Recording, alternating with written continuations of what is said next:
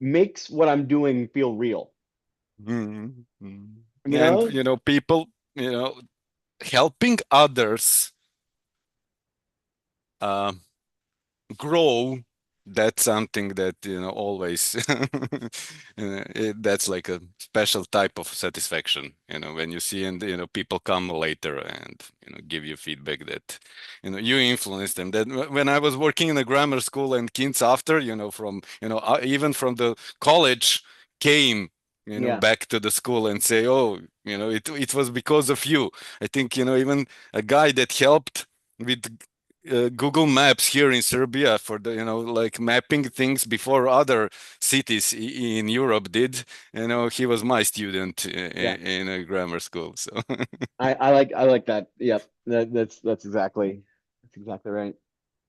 You feel like you had a hand. And it's also the reason I like open source. I I complain sometimes about attribution and not getting it, but I also give it away and don't really and I know the where and how I see it influencing things, so it's good enough for me. yeah, but you're another level of inspiration. No, Inspiring, a lot of us to try to inspire others. So, well, that's like a chain reaction. Claude Flow 3 looking pretty good. I don't I Mhm. need to do a better job of benchmarking because I don't really care. But from the point of view of like, does it make my experience better? It certainly does. Yeah, So I can say that I need to release my brutal honesty skill, less cycles why on don't I? the code done. Yeah. What I could do? I could get your QE as part of my skills and agents. Hmm. Give me a skill and an agent and a plugin for Claude Flow, and I'll put it in the distro, and you'll get a ton of downloads. Yeah, I need to ask, how to, connect everything with the, and give you There's a some of this. Yeah, that's something that I will need also some of your advices. Maybe we can leave that for the tribe meeting, but I would need, some help also how to pack the things more in VASMs and the things that you can then reuse to make them more modular. Even though I'm working on a V3, inspired with your DDD and ADRs, and it's progressing quite well. I'm almost like a week since you announced that, or showed us. I think last week I started doing my own V3 version, and that's coming quite nice. Some initial measurements are showing much better understanding of agents when using the domain driven approach. Yeah, the domain-driven approach for me, and it allows me sort of see it in three dimensions and then use the Mm. vector as a point of understanding, right? And so the defined domains works really well in the graph. I think that's. Hey, Brad, how's it going? Oh, Hey, Brad. doing well. How are you guys doing? Good. I'm Quite good. finding, yeah, I was diving into some of your V3. Actually, Good Dragons on the phone too, or line. Uh, I just love this stuff because I don't know about you guys, but it just feels like this is exactly the way my brain thinks, is the whole agentic graph symbolism, everything connected, massive puzzle pieces. How do you fit them together? So, like just going through your stuff, it's like my brain thinks the exact way that you're developing, and it's like the I like. first time ever in my life I've seen that. Yeah, it does feel like to me it feels much more natural. It's incremental, it's understandable, it happens alongside me as Yeah, I'm learning, it's learning. And yeah, it's like when you take this pre-training approach to like language models, it's like bam, it's done after 3 weeks or whatever. But yeah. what actually happened? I don't know. Yeah, and how does it fit together? It's like I just don't understand the black boxness where like this way of agentics where it's like no, it's an explainable AI. It's like you're explaining it the way that I understand. So it's really fascinating. Yeah. Yeah. I'm Oh, trying to understand that like a 3D mind map. So that's really like a, like the brain functions. you I saw used to love them you like a 2D. So this is like a now 3D like a mind map, really, like a putting it into perspective. Yeah. did Yeah. you saw my animation, right? Yeah, yeah, yeah. I watched the video. I was, yesterday, with some That friends from the previous company, but yeah, I watched the video. Yeah. this is like this blows my mind. This blows my mind, and I'm like, how does it look? How does it Yeah, work? yeah, yeah. Yeah. And And with the nodes that of different sizes, and yeah, yeah. it's spectacular. It might be the most beautiful AI I think I've designed so far. And this changes. I can get this to change in real time as it's thinking, as it's operating, and the speeds up if it's like doing something more, which is even crazier. So I've actually I'm running this actually in slow motion, but it looks cooler in slow motion. But if I did it in real time, that's a whole other thing. It's cool, right? Yeah, really cool. Yeah. All right. I'm just getting because I've got the same recording. I don't it I don't know if how the streaming is going to work. I guess I'll find that out today. But we're using the same Zoom every week now, so you can bookmark this, and this is the Zoom. It seems like the Zoom that's in the actual agentic calendar is has fallen out of sync somehow. Oh, I'll I give get Mark I to take a look at that. or Matt might be able to do it, or I could do it. But I think Matt would probably be the guy. Okay. Yeah. Um. Lot of interest in the in Cloudflow though. That is for sure. Epic.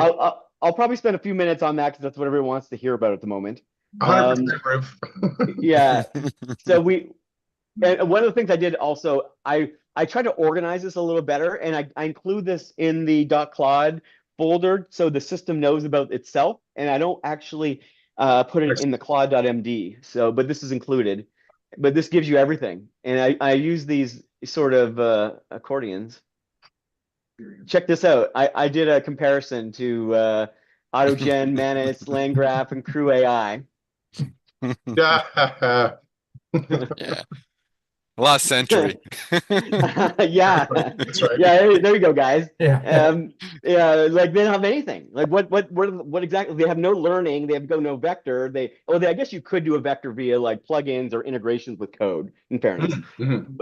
and hypothetically, you could integrate root vector directly into probably all three of these. But I'm not going to point that out because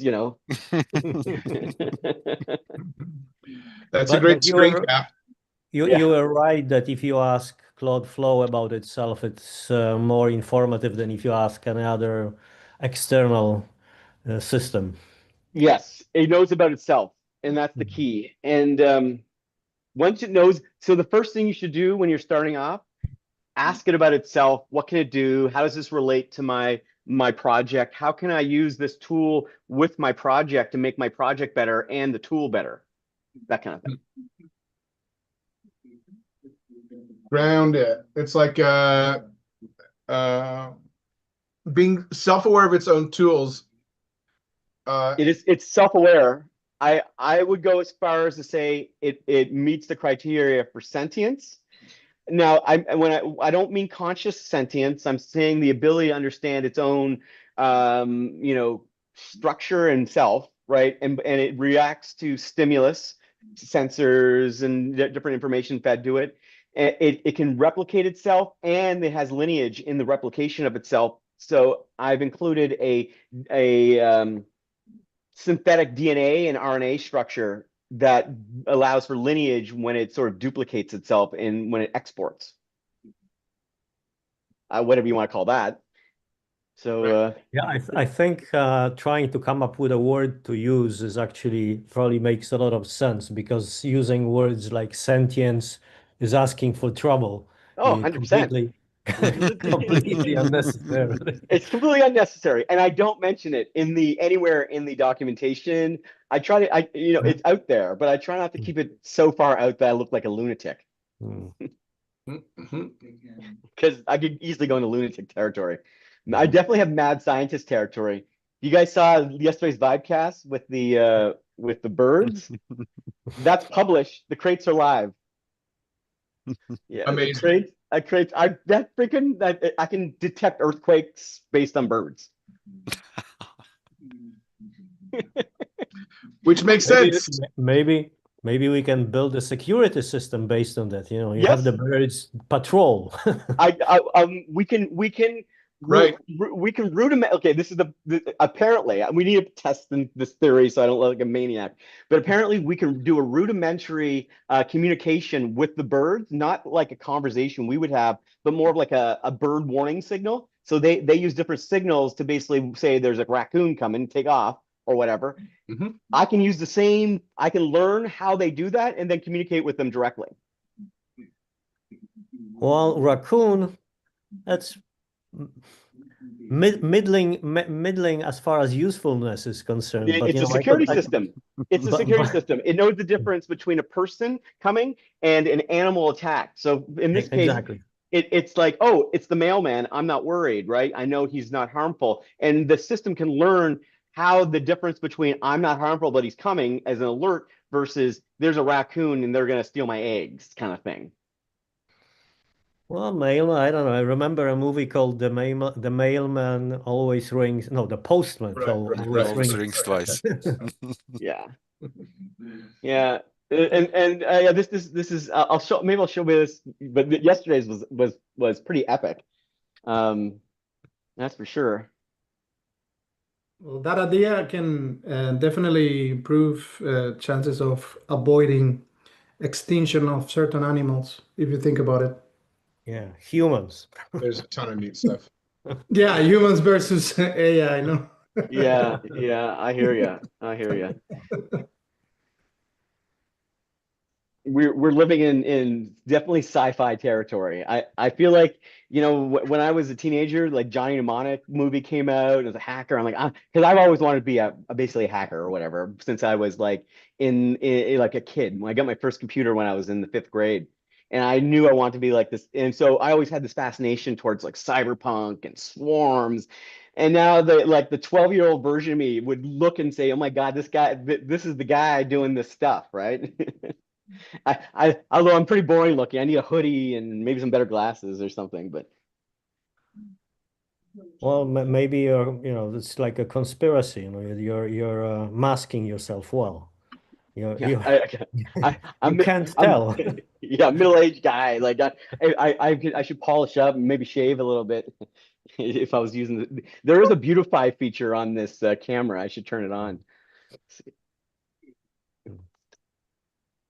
Let's see what We're waiting on confirmation from both David Olson and Dev.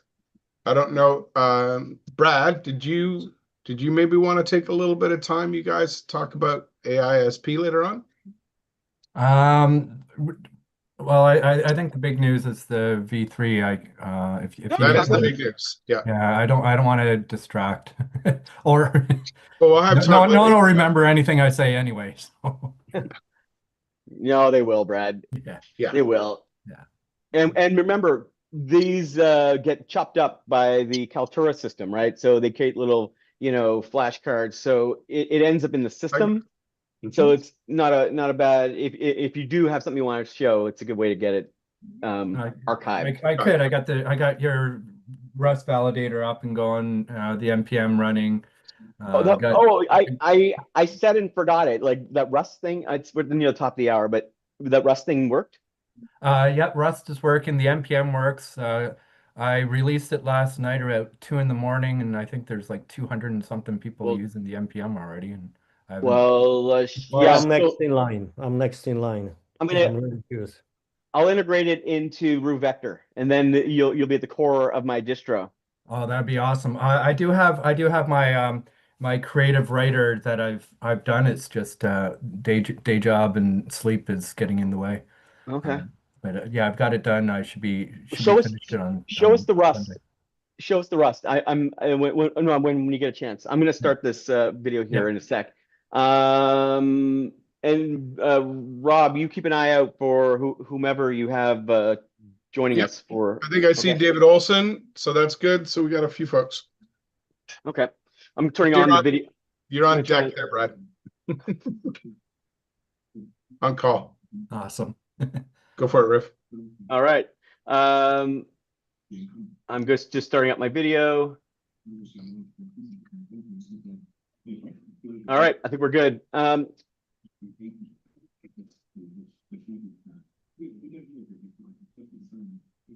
What's the date today? It's the 16th. 2 weeks in, and it's been I've been working on this release since October. So, and I have a tendency, when you looked at all the things I've been releasing over the last few months, you're like, this guy's a maniac doing something new every other day. It was all leading to the release of V3. So a lot of today will be on that. But before we do, Rob, how's it going? Good, and congratulations. Yeah, it was a ton of work, and there's a whole there's a whole bunch of features in there to explore. So congrats, Ruben. Cloudflow V3 is going to be this is going to be an epic journey from here. Yeah. Good, man. We got a couple guests lined up. We had David Olson. He's from Atomic 47 out of Kelowna. He's part of the group that's putting together the Vancouver chapter. So we'll get a chance to hear from him. We're waiting to hear. We're not sure if Div Garg is going to make it today, but Div Garg is scheduled to try and get in for a lightning talk with us.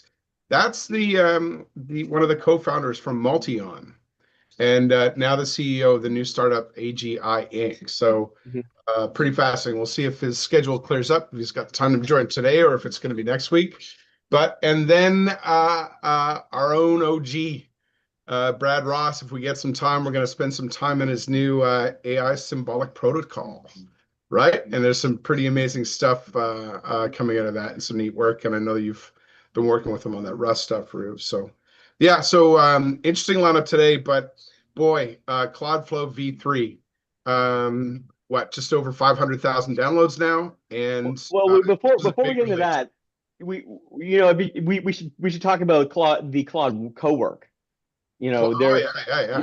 They're kind of applying a lot of the same philosophies as code to sort of like a work environment.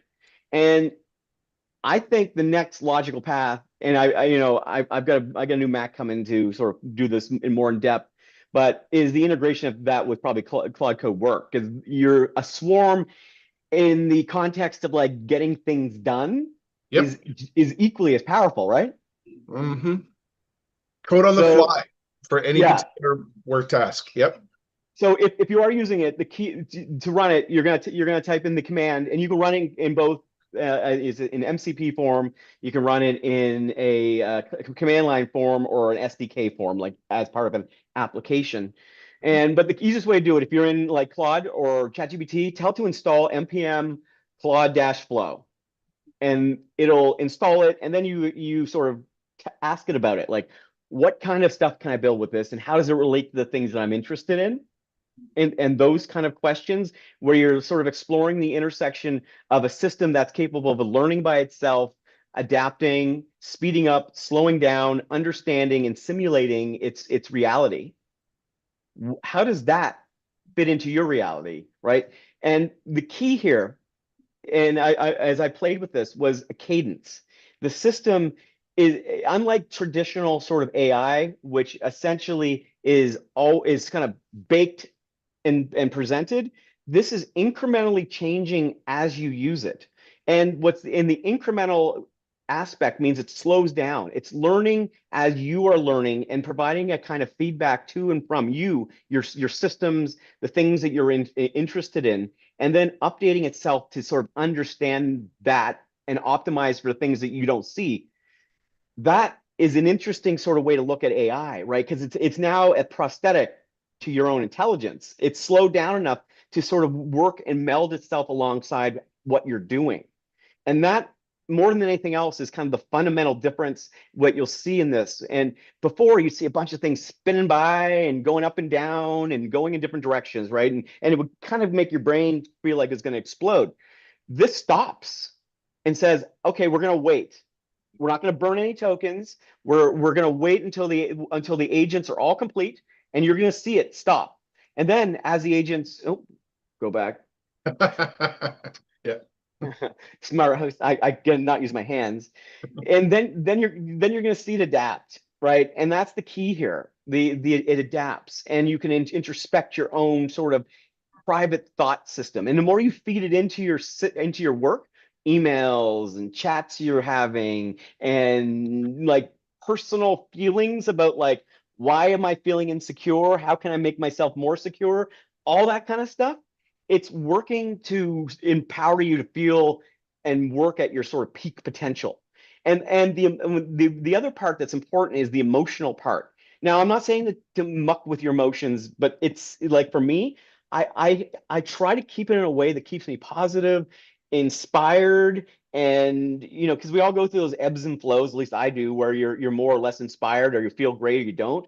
And it helps me flow through those sort of phases when, someone does you wrong, it's like whatever. And that is kind of like this emotional side attachment to these systems that I'm seeing. Anyway, interesting times, right? It's Yeah. interesting times. All right, so should we jump in? I'll show you guys a little demo. Show you what we can do this thing. Let's keep zooming in here. V3? Yeah. Yeah, let's. I just All want to right. say hi to Robert Weston. Haven't seen you on for a while, Robert. I know it's difficult to that time zone from Stockholm. Welcome. Good to see you. All right. Yeah, So it's dinner time in Sweden now, so all the kids want to eat always at this time, so it's hard Right. Good. to join. all right. So before I do, I'm going to tell you about yesterday's project on Vibecast. For those who missed it, we built a system using the new version of Claude Flow 3 to say what was the most complicated thing we could possibly build that has never been done before. The most complicated thing we could do that's never been done before. So what we ended up doing was something called 7 Sense. 7 Sense is a system that uses and learns based on the auditable communication of things like birds and other animals to determine how they're communicating with each other. And then based on that, we can create a mechanism to understand and sort of translate that into sensor information. For example, if you have, ravens who understand that a person's coming and it's the mailman, it's not a threat, versus a potential animal that it sees as a threat, and the system learns the differences between those two things, and they can relay that to the memory system. So it handles a kind of species. You can talk to animals and understand them in their structure, and so it acts as a kind of interface between that. This research came out yesterday morning. It was new theoretical research, and I'm like, let's no one's actually built anything for it yet. Let's go do it. So there's tons of interesting applications to it, but the structure of what you're seeing here and how I built it is what I was describing to you a few minutes ago. It's this idea of going from abstract thought to how do I intermingle this crazy AI system to do new and interesting things that have never been done before. And this is a perfect example. Now, in fairness, we built it yesterday. Does it actually work beyond the AI telling me it works? Based on the research that was used to build it, yes. Have I gone out and tried to communicate with crows? No, I have not. But I probably will at some point. And I'll let you know how it goes. And so it's this weird sort of am I smart enough to even know if the thing that I built works? Well, I will be when the crows are flying in an infinity logo in the sky. You'll know that I've managed to control Mother Nature. But until then, it's hypothetical. But it is all built. So you got sensors, you get the vectors, so ultra fast vectors using, I've optimized the algorithm specifically for bioacoustic embeddings. Now, what's interesting about bioacoustic embeddings, not just talking to animals, animals have a tendency to pick up on things that we don't, like environmental cues, the sort of, before an earthquake happens, they change. Before, certain animals will reflect differently in the path of a hurricane based on the probability of being hit. Now you can measure those environmental, those sort of biological markers in the environment and correlate them to other things. And that becomes really interesting because you can understand if a group of birds are under pressure because of environmental reasons and correlate, well, there's a new gas plant that opened somewhere. or whatever it happens to be. So you can understand the things and the correlations between things that aren't particularly obvious. And the interesting part of that, if that's not interesting enough, is you can, using my algorithm, the min-cut algorithm, you look at not what they are actually saying, but what they're not saying and how that reflects upon what they're doing. It's the anti-pattern that works really well here. So it's actually a pretty freaking cool thing. If you're interested in doing it, there's a whole series of crates. They're all optimized. Again, I think I got a WASM in there as well. Lots of stuff. There's a I've got a yeah, here's the WASM. Oh no, that's my math WASM. Oh, I gotta make a readme for that. All right, let's get to the exciting part here. So I'm gonna brag for a moment because I don't have anything else to do with this other than brag about it a little bit. We're at 438,000 downloads. So that's, those are solid. Those are like, Amazing. yeah, those are unique downloads. So I could inflate the numbers much higher if I wanted to, but I like to try to keep this honest. And nobody else publishes their downloads. Some like, showing off or something because no one else does it. And the number looks pretty good to me. 12,000 stars and growing. I'm growing really fast in the star department, but I removed all the star crap from the bottom. I reorganized the landing page. Now, at the most basic architecture is what I want to show here. Essentially, the system is optimized to learn and adapt over time. And it does so by using a combination of agents and workers. Workers are kind of like background tasks. They don't hit the main LLM. They don't communicate directly with Claude. They can, but they generally don't. They communicate in the structure of a kind of latent space vector and graph implementation. And then I'm able to use that to store and learn and adapt. That feeds back to either in the MCP interface for using that or the CLI tools. Those provide hooks into the system. Those hooks are essentially spawning sort of background activities. They're doing things, they're learning about things, and that provides that kind of constant churn, that loop, and it's creating that looping effect within the system. I guess we call it Ralph Wiggum. I call it agentic engineering, but it's the loop. Now, I've made little expansions here so you can see, if I expand it, you can see the architecture. Now this will take a second to do its thing. Now let's see if I can make this bigger. Yeah, it's pretty straightforward. I've built. This is mostly the sort of last step in a multi-step sort of process of different libraries I've created. Now, at the core is my root vector system, but then I took the root vectors, I compiled them to WASMs. Then once I had the WASMs, which are capable of running in either browser environments or CLI environments with all the core sort of intelligence of the AI, all the crazy AI stuff I've been building, I then was able to put it into my AgentDB library and my Agentic Flow library, which are the core kind of runtime for both data at AgentDB and kind of operational agentic sort of agent style work within that. So then once I had that, I had a solid SDK, and each of those has separate sub projects, right? So I contain each of these projects with sort of at whatever project, at agentic-flow / something. And I do the same thing in the project for Claude Flow. Each becomes its own tightly compiled project, and I can mix and match. And what that does is AI has a tendency, even the best AI, even the one I have right now, has a tendency to make regressions. And that limits the sort of blast radius of those regressions to just that particular package. So most of my packages don't really need to change. There's no issues with them. And the one that changes the most frequently, the CLI package, really doesn't affect the others.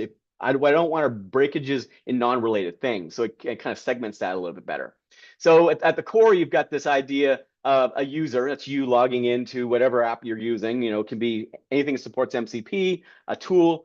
I've got this fully working on Windows now, so you can basically manage your Windows environment if you wanted to with this thing. So it can manage pretty much your entire life if you wanted to. You've got the swarm coordination. Now this also now includes drift. The drift basically allows the system to know when it's moving away from its original specification. And there's a whole new specification system, which I'll show you in a minute. But everyone loves the hive mind. When using the hive mind, use a hierarchical mesh. The hierarchical mesh is the best. It provides a central queen, and then the coordination between each of the agents doesn't go back to the queen. It goes back just between the workers, and it works by far the best. And I made that default. But sometimes if you got an older install, it'll try to go back to the hierarchy.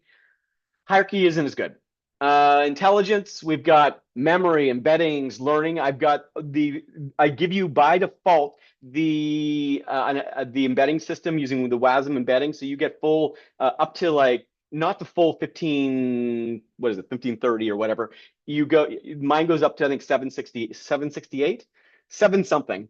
And it runs all locally. You get it by default. You can use that embedding system for any of the AI and vector work that you're doing, and it runs in your browser if you want to pop it into whatever application you're building. You should, when using this system, ask it what WASMs you can borrow and put in your web browser. You can offload pretty much all of Claude Flow into your web browser, at which point you can do all the same things you're doing in Claude basically on a website, and learning, adapting, doing background tasks. When doing the background tasks, use web workers. That allows you to separate the task from the main website, but you can do all of it.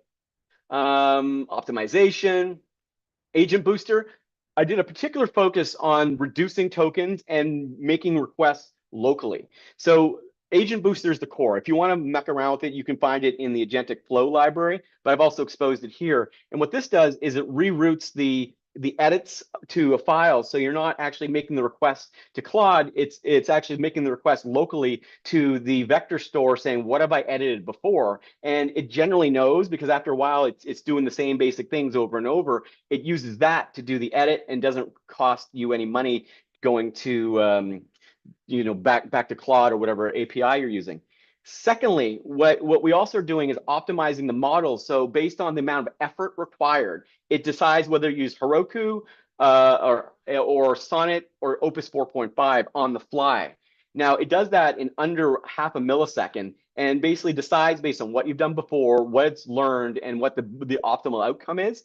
And then it'll route back to one of those models. You can take it further. You can route to a local model. So if you've got a GPU handy, you can run probably a 5 to 7 billion parameter model fairly easily, fine tune it on the fly, specifically for the purposes of running Claude Flow or related applications, and have a micro LoRa learning system. So it trains the model as you're using it locally. So, and that's just the top of, and that's just the stuff that popped in my head just as I was telling you. So I being that I couldn't help myself, I'm like, okay, how do I compare to Crew AI, LangGraph, and AutoGen? In fairness to these guys, if you want to use this platform in all 3 of them, just tell Claude Code, or just go and say integrate Rue Vector into Crew AI, LangGraph, AutoGen, and Manus. Like, that's it. That's all you need to do. The point was they don't do it without me, I think is what I'm getting at. And no learning, no patterns, no expert routing, no attention, no QLoRa or whatnot, vector memory, like all this stuff, no swarms. It's like they were built in another century or something. It's like this is how their systems are like how you built agents back in like 1992. I'm how you do them in 2026. All right, so we got key differentiations, learning, all this stuff you get right out of the box. If you're running an older version, I give you defense too. So security is baked in as well. You've got the AI defense system, threat detection. I can do real-time PII, so I can strip out anything before it ever hits Claude. You've got various forms of jailbreak that you can take. It'll monitor in real time if something's trying to take control of your system. So this is built for, don't use it for offense. Like, don't be dicks about this. Use it for defense, repeat. And if you guys use it for offense, I'm going to be very upset. But this will essentially protect you very, very well. Micro milliseconds. You're seeing here, I got a threat detection in less than 0.04 milliseconds. We're talking microseconds. Microseconds. So I'm basically acting as a kind of proxy before anything touches you. You have to enable it. I've given it a sort of pseudo enablement. I didn't want to be too presumptuous, especially when it comes to the security. I've made it secure, but you can make it a hell of a lot more secure. So ask it about the defense system. The other important part to look at is well, I got a lot of stuff here, too much to go through, but yeah, they got release management. If you're looking to manage your release and your CI/CD pipelines, it's all how I handle that. You've got your testing framework for doing the London School. You can see here's a dedicated library. So if you're looking just for testing, you can just grab that library and just use that as an SDK if that's what you want to do. So I've separated all those things, all environmental variables, to sort of predetermine. Let's say you're running it in the cloud or something, and you want to have predetermined sort of variables. I did EMVs for all of it. And if you're going from V2 to V3, there's a migration. This is kind of cool. If you have a long enough history using Cloudflow, then you have a memory built up from the previous versions. What this will do is will actually train the new version of Cloudflow on the old version and everything and then it learns all the patterns of everything you've done to get to the point. It also looks at every commit you've made in GitHub, any staging, all those things, all the issues, and then creates a comprehensive sort of migration from the old to the new. And this is actually one of the most powerful parts if you already have a repo set up with Cloudflow, the previous one. You see here there's a pre-train option. So you can just jump right into any new repo and just ask it to pre-train. So if you've never run it before and you want to say like, what's all this stuff? Run that and it'll learn whatever it's in proximity to all the code and all the things that exist there. So you can see some of the changes. The other thing I want to just show you quickly before I'm done here, I'm going kind of quick, is the hooks. So we've got the hooks. The hooks is probably the most powerful part of the system. Now, they can be invoked through MCP or CLI. So you've got the hook that runs before, during, and after, right? These are hooks that happen as the requests to the system are made. You'll see them in the config.json, settings.json. A learn strategy that works, trajectory, this records the outcome. So this isn't charting the path back to how to get to the optimal thing it's learned. Think it's a neural pathway, right? But you can actually, we track all of it. Every single step is tracked. This is the anti-black box. Every single step, every part of the system as it learns, as it uses those learnings is remembered and stored and optimized in the vector space. You got 27 hooks by category, pre, post, edit, those sorts of things. You've got intelligent hooks. This is how the system learns. You can invoke those as part of any application. For example, you could have a user learning something specific to that user, but also optimizing and learning more broadly across all their users. And it handles the obfuscation of certain bits of that information that you don't want shared broadly, like personal identifiable information. So it shares the understanding and the structure of the understanding without sharing all the details of how necessarily.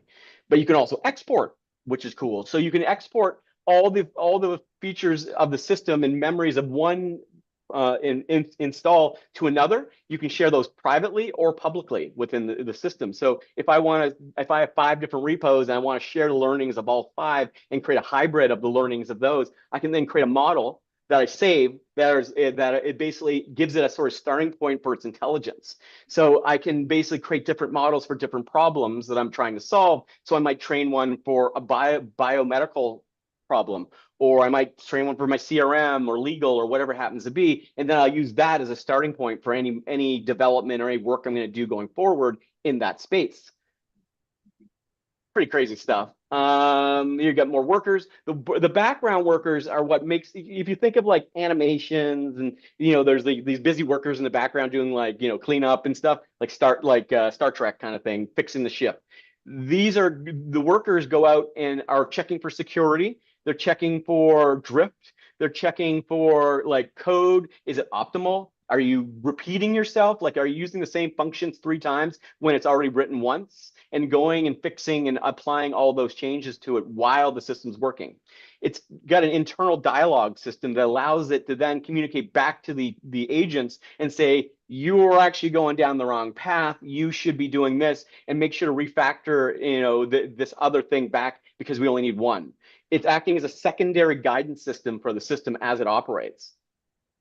And then there's the let me show you. I'm going to show you quickly what the status line looks like.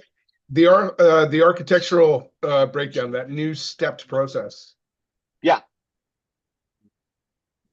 Oh, so Roof, I just have a quick question. So previously you showed Cloudflow, you can only run it inside, say, GitHub Spaces, for example. With the No, V3, is it now possible to run it locally? yeah, you always were able to run it locally, but Mm. you can run it, if you're talking about Windows, you can run it locally in Windows. Now, it's 100% compatible with Windows. You can optimize your entire computer. Don't even think about sending it towards your registry. You can do all kinds of interesting things there. But basically, yeah, you can run it anywhere and for any purpose, right? What about the kernel panic errors, which you said previously could happen if you ran it locally? Yeah, you'll totally get those. Now, now what you want to do is you want to probably sandbox or create virtual machines and optimize before you ever touch the main operating system. But hypothetically, if you wanted to, you could optimize your firmware on your computer. You could adjust the energy consumption. You could pretty much rewrite the inner workings of Windows. They've made it pretty open these days.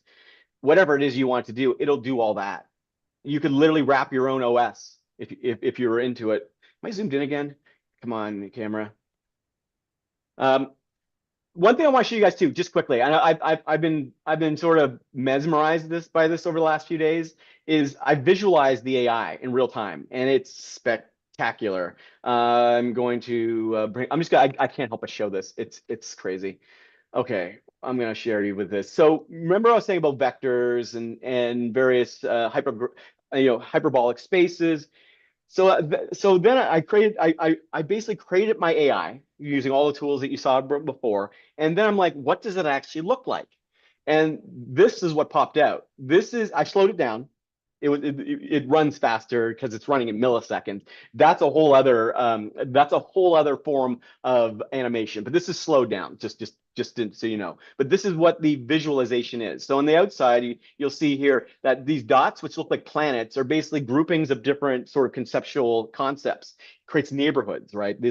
So the dark space would be the latent space. The dots form the basis of vectors, and within the vectors, which are laid out both in a three-dimensional hyperbolic structure, not a Euclidean plane. So I'm not laying the information out on a plane again. I'm putting it in a sphere that goes on forever.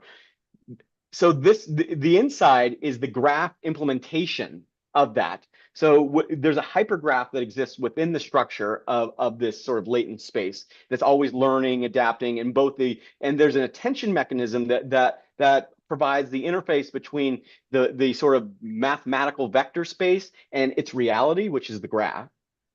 What you're seeing in those lines is the GNN in this sort of circular inside line here. That is the GNN and how it interconnects with the graph both in its own reality and outside of its own reality, and the graph and so on. So what's interesting about this, beyond the fact this is mesmerizing, is this actually, and when you watch it at high speed, you can see the inflections of how the information is changing and adapting and growing or shrinking, and it literally feels like I'm being hypnotized by it.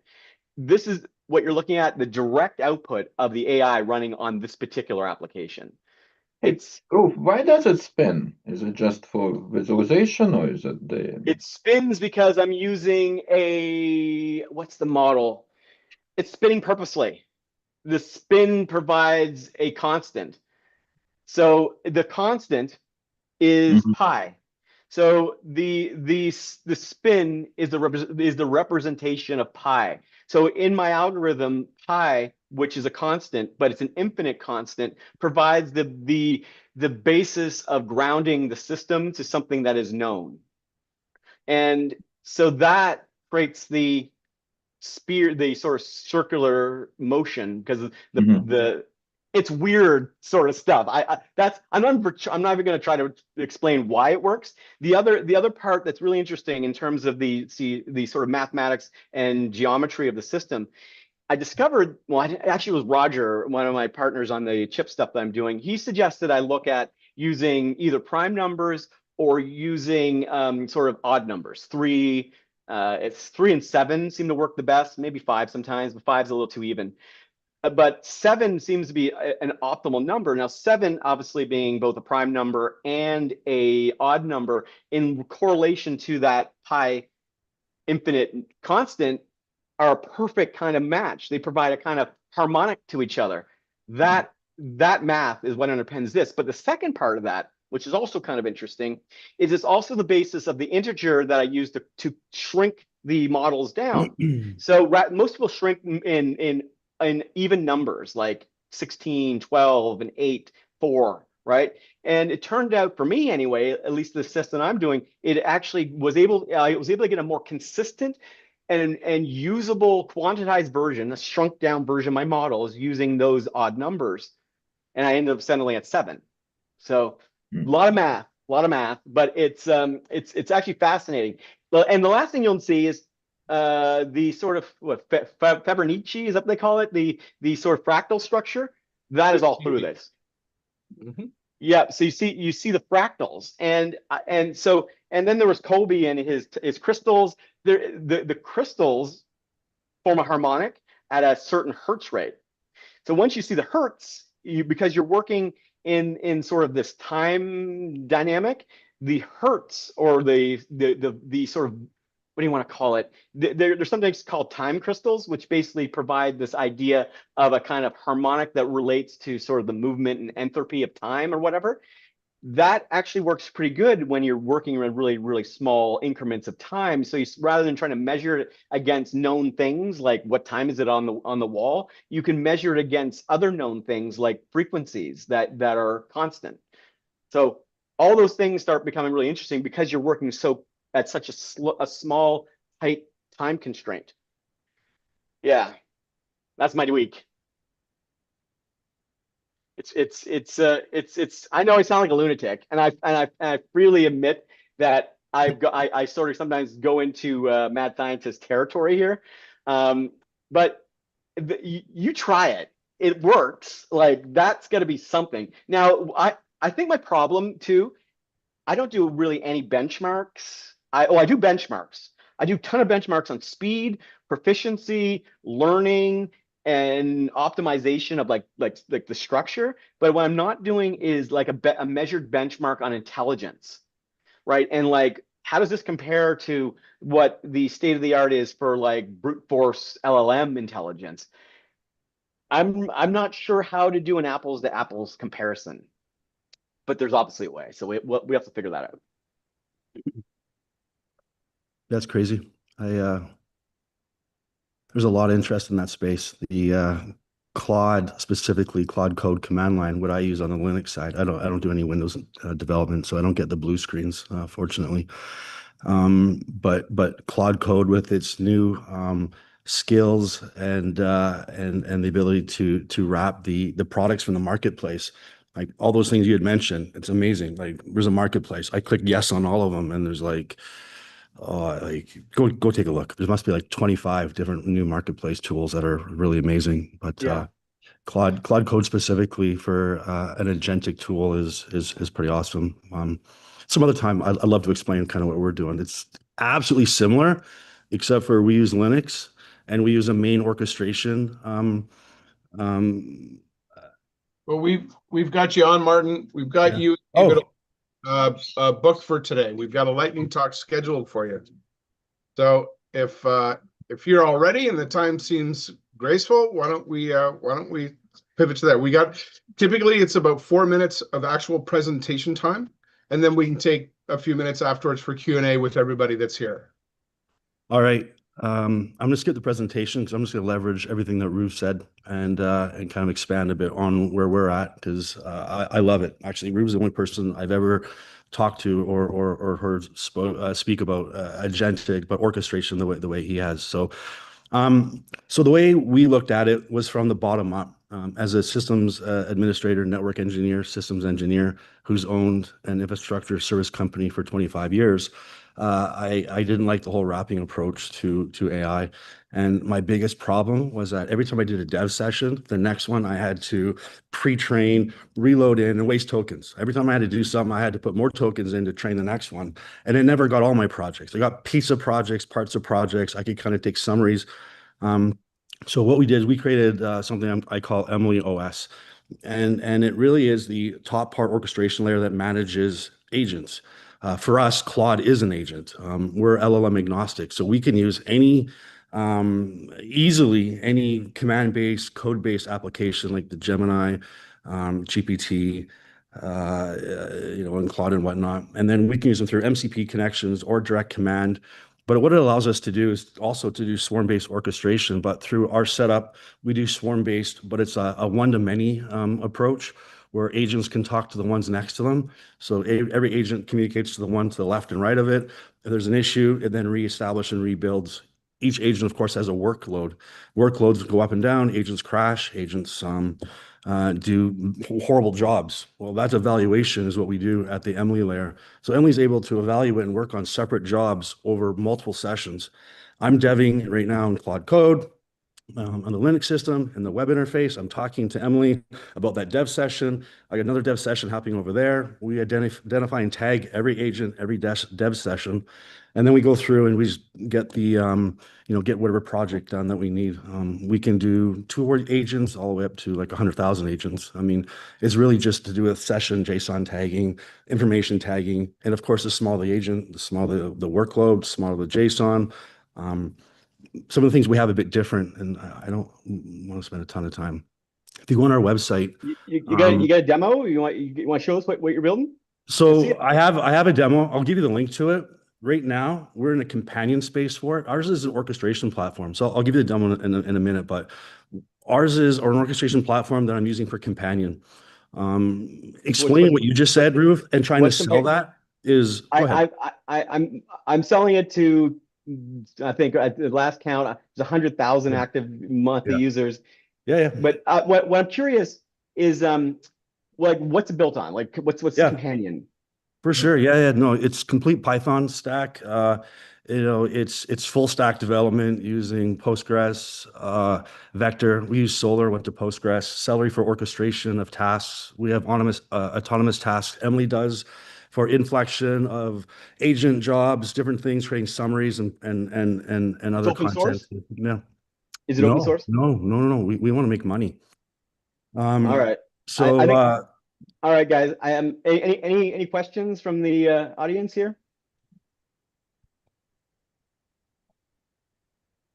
So I apologize. Bad day for you to show up. I'm not gonna lie. I didn't realize that you were the guest today.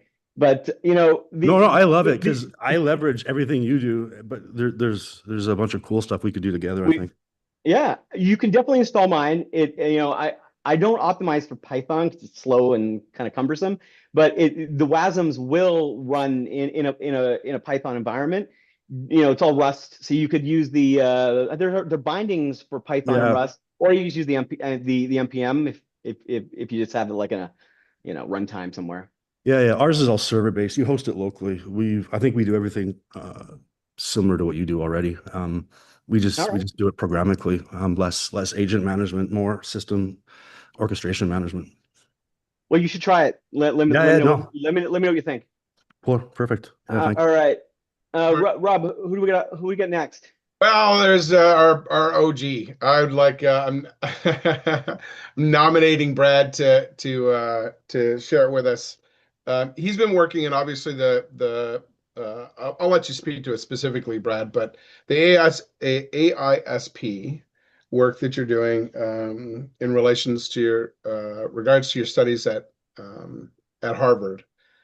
You do we have a question from? Thank you, guys. Do we have a question from Jose first? Jose. Hand up. Jose? Can you hear me now? Yep. How are you? Thank you so much. Very well, thank you. By the way, I think it's the first time I unlock my camera. I joined a couple of times. I think it's a fantastic work you're doing there. So yeah, thank you so much. And my question is, I'm originally from the GitHub Copilot stack. I'm getting a bit into Cloud Code now. I'm very, very curious and trying this out, this version 3. I think it's quite cool. In fact, I have 2 questions. The first one is, what do you recommend me to do to get into this ASAP? Watch the demo video, try to follow along, read the documentation, that's enough? Or do you recommend any kind of the pre-record videos? What would be the best way to get me into this fantastic tool that you have built, Ruben? Oh, Cloudflow. how do you get going quick? You know, your best bet is to go into Claude and just ask it straight up to install npm Claude Flow. It'll work directly in the native Claude right on your phone, whatever, and then it'll install it locally, and then you can sort of start using it in the code space or whatever. You can do the same on ChatGPT. Ask it to install it. And ChatGPT, there's network issues, so you might have to enable the network, but Claude's easier because they're a little more pervasive on the network. The real power of this thing, it'll run anywhere, right? You can run on your desktop, or you're on your you can run it on this device, right? I've got it running on an ESP32, so it'll run in anything, and Really? then ask it. Okay. You just Okay, ask that's it. cool. Just ask it. It'll tell you But everything it needs to know about itself. It knows everything there is to know. so no videos, no nothing, just go and do it. I love Just it. do it. I've made it run everywhere. Yeah. Okay, thank you. Well, I think it's impressive. And the other question is, when you mentioned a bit before, so I put a comment, I was joining initially through the wrong way.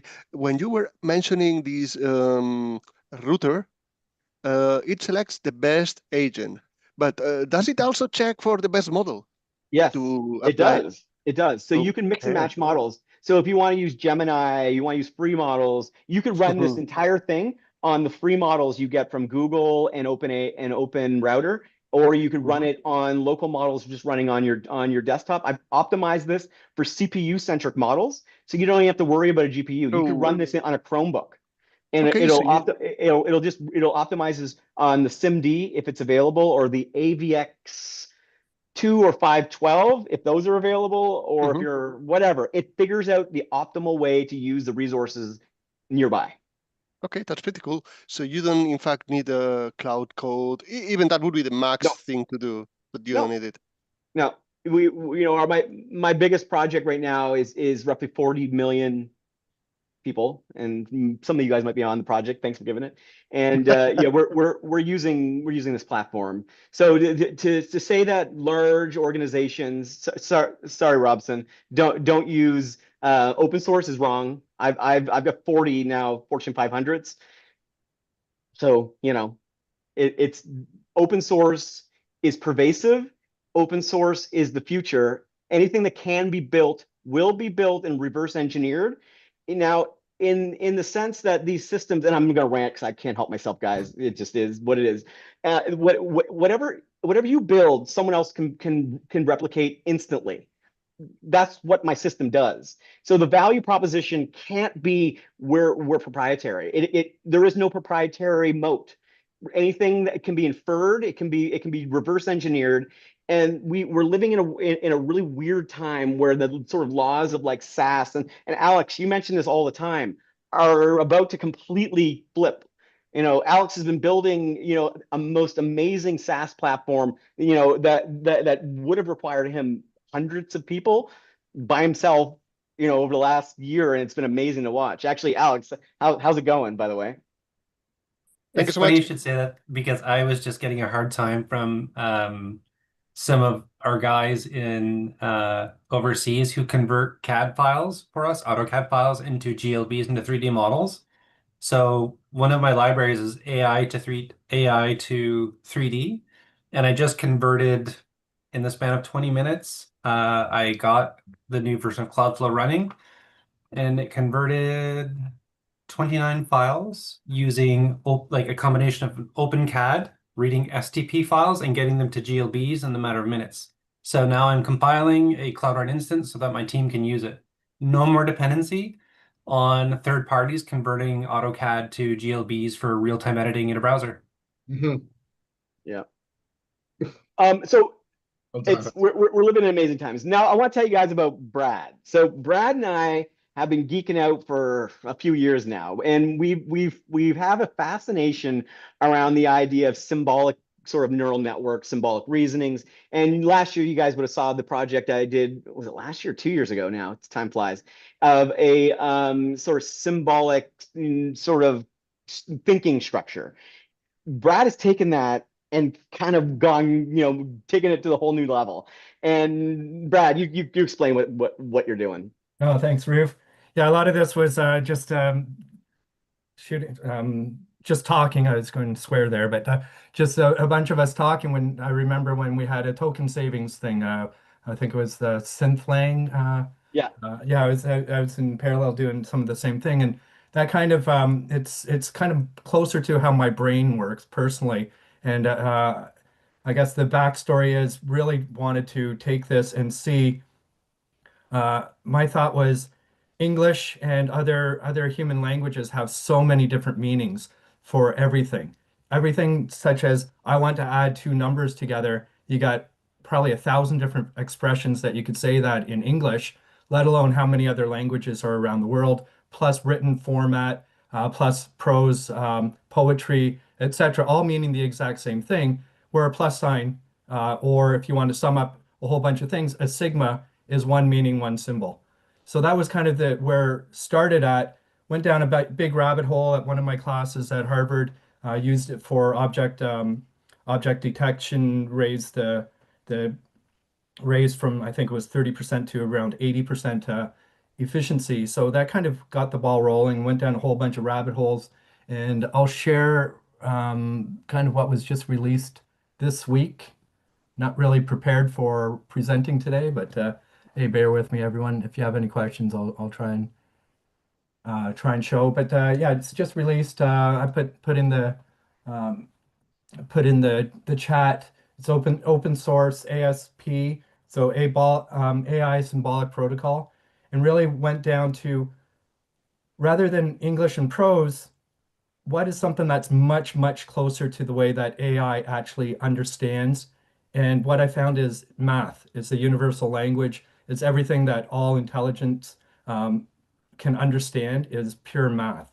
So going through this, uh, went through and we have here how it works. I just added AI guide, got an NPM for um, an NPM running for being able to validate Rust. Rust WASM was just done about 2 o'clock in the morning. Thank you, Roof, for getting this going. On Tuesday, you helped out a lot. Really appreciate it. And really, what we have here is it looks ugly, but this may look ugly, but this is ASP, AISP. Let me blow it up. And it may look weird, but it's pure math. There's a lot of different things in it. I'll show. I just launched the human guide, minutes ago. So I actually haven't even read this since I published it. But really, it's just something that rather than writing in English, writing something a lot more explicit. The core findings that I found a couple of months ago when I looked at was ambiguity, which means anytime you have ambiguity, it means AI has to make a decision. And what I'm finding is the better AI models, the reasoning models, they make better decisions. That's all it is. But when you don't have to make a decision, anyone can follow. So the theory is, and what we're testing now, got a group of people, is make all the decisions in your specifications. So make those decisions. Once you make those specifications, the average decision that an AI has to make goes from about 40% by someone like me writing something, 20% if you're really, really, really good at your job. This gets it down to it must be under 2% ambiguity. So that means when you actually have specifications, you must the amount of decisions that you're making is under 2%. What does that actually mean? Because using all these fancy words, well, what this means is the first time you run something, the AI is making 40% of the decisions, and every AI may make different decisions. Second time, you do the math, 40% error, 40% error, or decision making.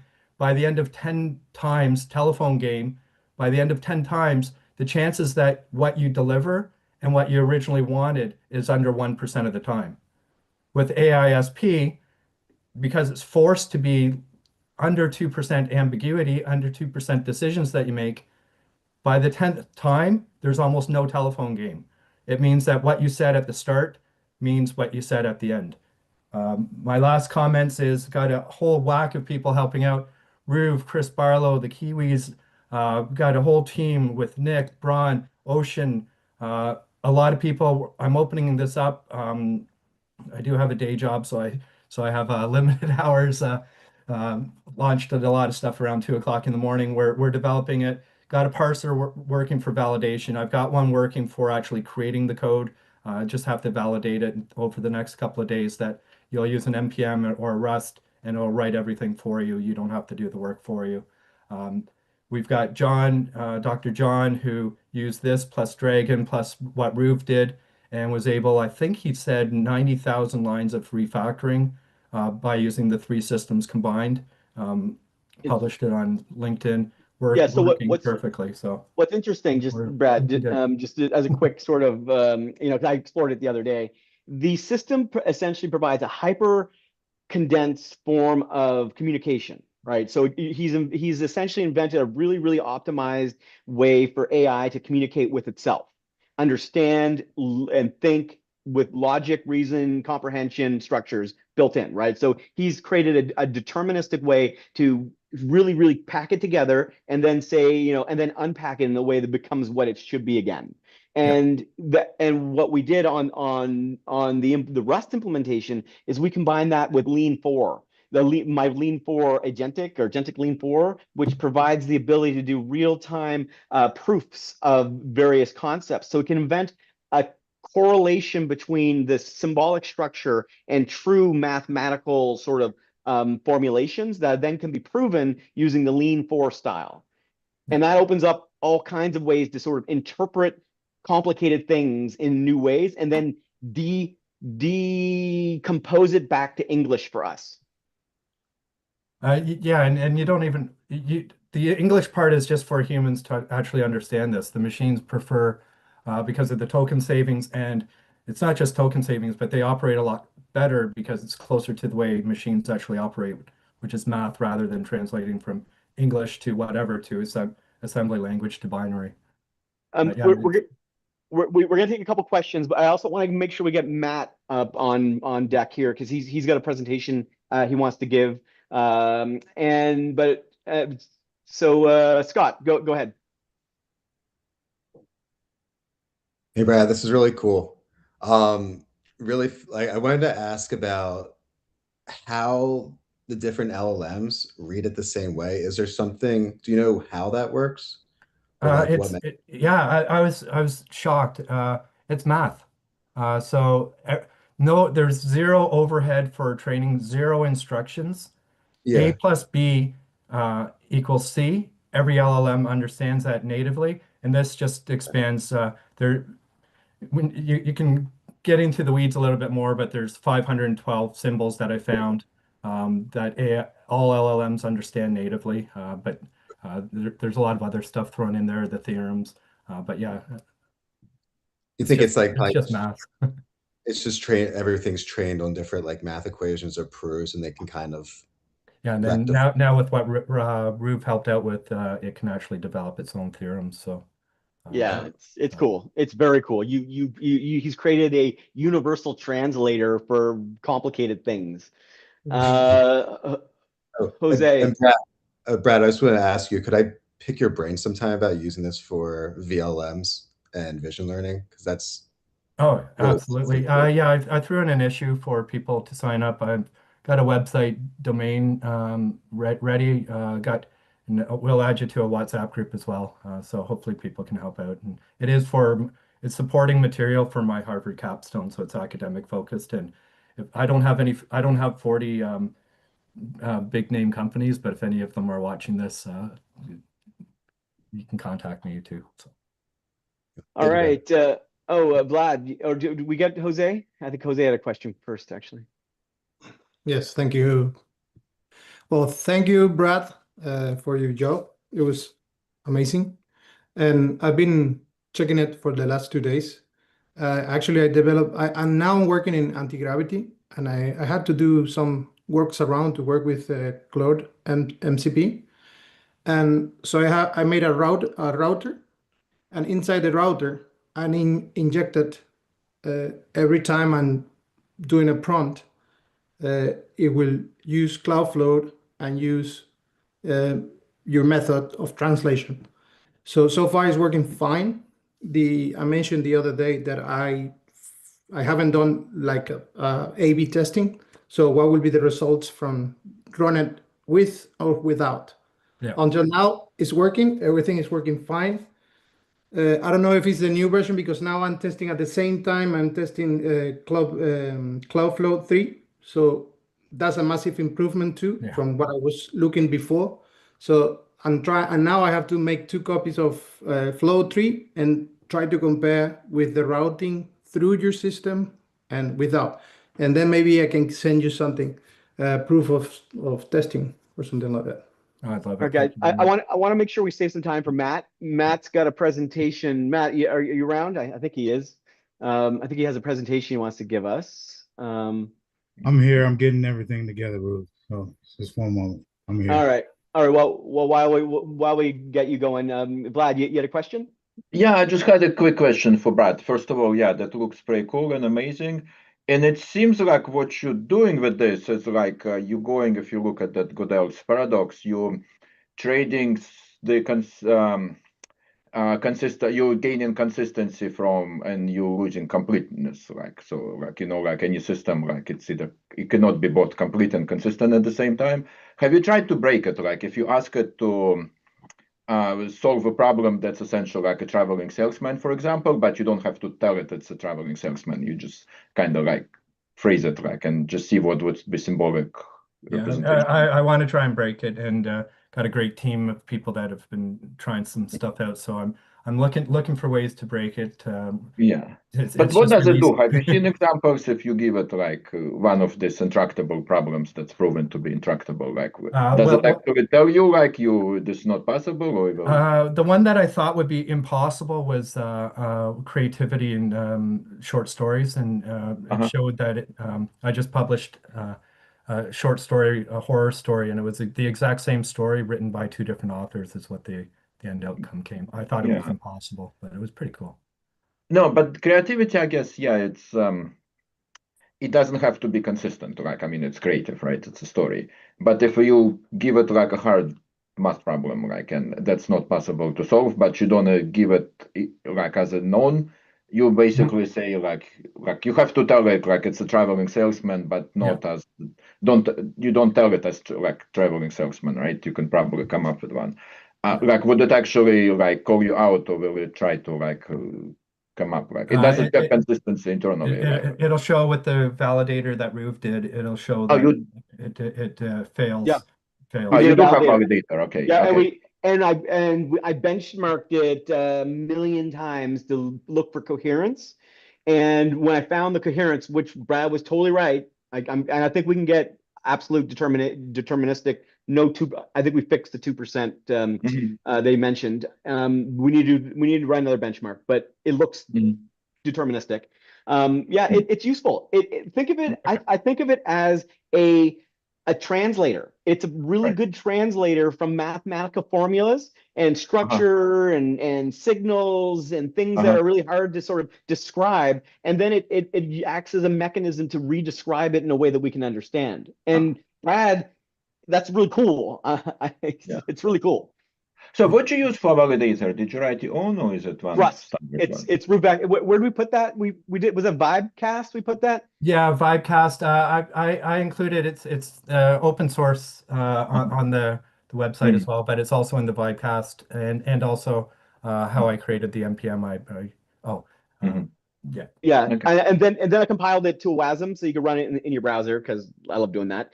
Yeah. But yeah, so you can run it anywhere, and I optimized for CPU and GPU if you want, and it attaches directly to both the vector and the other sort of graph structure, and provides a kind of interface and operates in the graph. Yeah, that's cool. Hey, Rolf, if you're in a chip select, you should make a WASM chip. I do. That's what I'm making. So each one of these chips can have so 256 cores. I love to brag Mhm. about it. Each one of those cores, okay, 255. I have a central coordinator. Yeah, runs a WASM, and that's programmable. And my key is using the imperfections in the silicon to provide me the entropy. So only I can gain access to programmatically change it, unless of course you sign up for my service or whatever. So yeah, it's exactly you're dead on. All right, Matt, how's it going? Bravo. Oh, is he muted? Yeah. Okay. Good, Roof. Good. Actually, that's a good segue. So we were in an agentic meeting. There's a good segue from Vlad about the chip because Can you zoom in a little bit, Matt? It's kind of yeah. small. Okay. Let's see. Control plus. Yeah, there you go. I Is think you it zoomed better? out. I think you zoomed out actually. Okay. Zoom in. Yeah. Better? More maybe. There we go. Okay. All right. So perfect segue, Vlad, asking about the chip. We were in a meeting earlier this week. Rue was showing his cognitive device. And in that meeting, he also showed a repo that I think, when did you do the Wi-Fi map repo, Rue? Yeah, Probably Wi-Fi depots. some time I ago. just 8 months ago. Yeah, But 8 months yeah, ago. So I asked the question, could this be used to find people in Rebel? Like, if you can see behind walls, you can see behind other debris, rubble, and Rube emphatically said yes. And so within 1 week from the time of that meeting, I think it was Tuesday, to now, we now have a system that I'm calling Beacon, where we can put together a Wi-Fi mesh for when times that are think of earthquakes, floods, any type of disaster, where these devices that Ruve is showing will be put around an area, and that area can then scan for life and find life and prioritize the rescue efforts in regards to said life. So we're calling it Beacon. We're planning an announcement, ideally Monday. I'm working on the front end. Rue's already worked on the back, already has the components in the back end and everything else about that. But how amazing is that? Just from idea to actual potential production in less than a week. And the idea is it's hopefully we'll be able to save some lives by it. It's a really ad hoc presentation. So if anyone has any questions, yeah. So just to explain all the stuff, so it uses the permutations of the Wi-Fi signal as it passes through different forms of materials, concrete, water, and human, non-human, whatever, and it can detect at a 0.1 hertz rate the movement of your body, breathing, your heartbeat, and it can detect and learn, who's most likely, who can we save first, who's passed, who isn't, and it'll chart the path directly to the person. It could work in an avalanche. It can work in an earthquake or a mudslide, a landslide, anything where people need to be found. A collapsed mine. It can work underground. It creates an ad hoc network that you can use to communicate with every part that connected to it. So if you want to communicate securely within that structure, like conversational or text, it creates its own little private network. Yeah. So, and this device, I might add, is I bought this for $20, but if you buy enough of them, you could get these for like $5. It's got the chip, it's got the receiver, and it's got Ru Vector and the Wi-Fi depots built right into the freaking device. I've optimized the thermals on this thing, So the original uses a battery similar to the one in my watch. It's kind of similar size, but I optimized the thermals using Cloud Flow, and I was able to get a substantial increase in battery life. According to AI, it'll last 5 years. I don't know if it'll last 5 years, but it'll last a lot more than 3 weeks, and that's the important part. So you can basically take these, have a drone, just spread them all out over a disaster zone, just kind of sprinkle them around, creating an ad hoc three-dimensional network and telling you exactly where people are, how to get there, where the dangerous spots are. The system's collaborating using the swarm in real time to sort of say, here's what I know, here's what I've learned, here's what you need to know.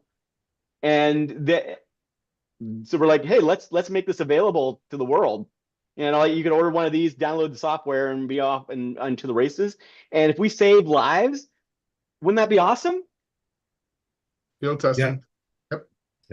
And so the dashboard will allow you to connect those devices, will allow you to assign the devices to a team, will allow you to put a locationing on the devices, and we are looking at the ways to identify the individual within the rubble.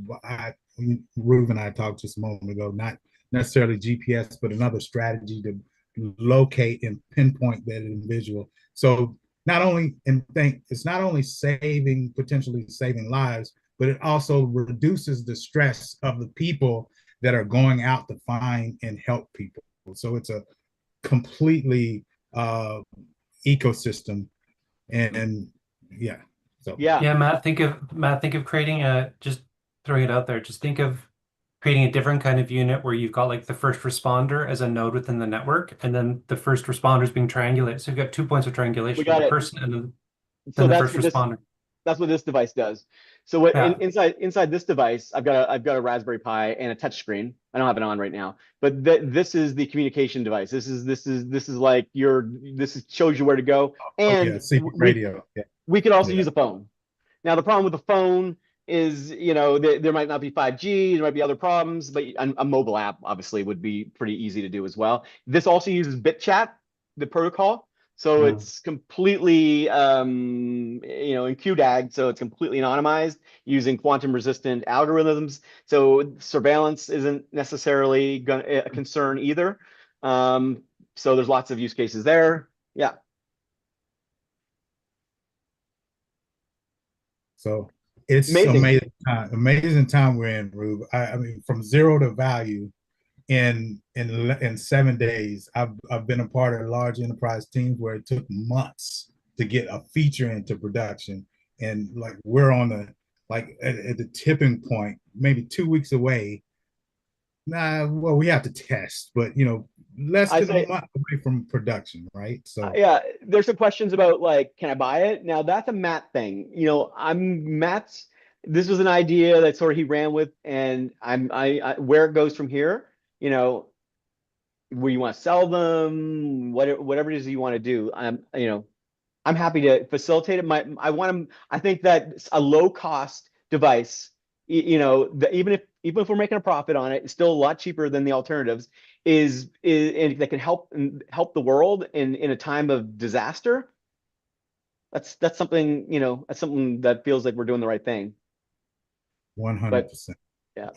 And the aspect of tech for good, without this community, I will say, without the support from you, Ruve, Nick, Brad, Martin, Vince, Dragon, Dave Race, Jed, it wouldn't have happened, right? So as I move into the tools, so I guess I'll close my presentation. Sorry I couldn't show you guys more, but and Ruve helped me with the whole presentation, so thank you. But I'd say as I move into these tools and the way I flow and work with Cloud Flow and do everything, it wouldn't have happened without the support from the agentic community, and it's just really amazing. So thank you. Well, it's our pleasure as well. And Matt, I love seeing the growth over the last year of how you just sort of jumped in feet first, not asking how deep, and learning and adapting, and your ability to give has been, we're honored to have you part of our community for sure. Right on. Thanks. Yeah. Right. Christian, you got a comment? Yeah, this question is from Matt. So about 5 years ago, I did something kind of similar for the U.S. Special Forces. It was a competition.